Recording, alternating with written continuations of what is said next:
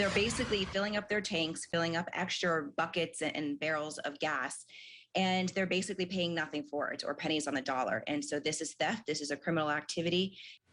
That's Florida Commissioner of Agriculture Nikki Fried talking about 4 arrests that her agency recently made. With gas at more than $4 a gallon, most of us are really feeling the pain at the pump. But these guys were seeing profit. News Channel 8's Chip Osowski joins us live to explain. Chip. And good evening to you both. Authorities tell us that these guys were actually physically breaking into the pumps and using sophisticated devices to alter exactly what they were paying per gallon.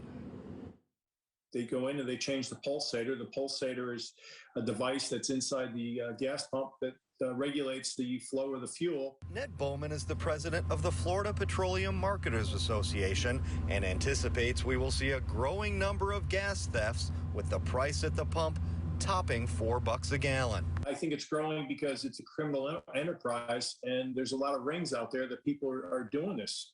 So it's not just some person who is, decides that they're going to steal a couple of gallons of gasoline. State officers arrested Marlon Rosel Rodriguez and Jordan Diaz Benitez, both from Tampa, and Yulier Garcia Martinez and Rogelio Lorena of Orlando, charging them with tampering with the gas pumps. We're going to prosecute, and this is a criminal activity. This isn't something that to take lightly. This is theft. Florida Commissioner of Agriculture and Consumer Services Nikki Fried tells 8 on Your Side she is asking for the public's help in cases like this moving forward. If you are seeing something that's happening at the gas station, whether it is even fraud, as far as you see a certain number that's on the street that lures you into the gas station, or you're seeing something happening actually at the pumps themselves. We have both an English and a Spanish line for people to call. And this is not a scheme unique to the Sunshine State. Check out this surveillance video from our Nexstar affiliate in Greensboro, North Carolina. More than a dozen cars lined up at a closed gas station after a crook used a similar device to essentially pump gas for free. The real losers here, the mom and pop gas station owners.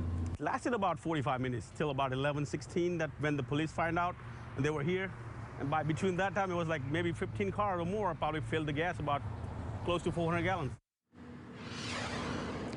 And 2 of the men arrested live right here in Tampa. I did try and get in touch with them.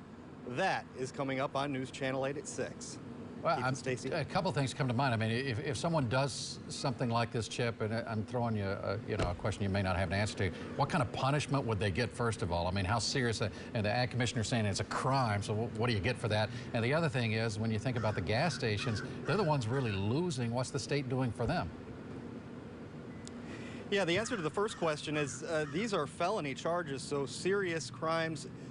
To be exact, I'm not sure exactly what sort of jail time they're looking at, but we're not talking about misdemeanors, we're talking about felonies.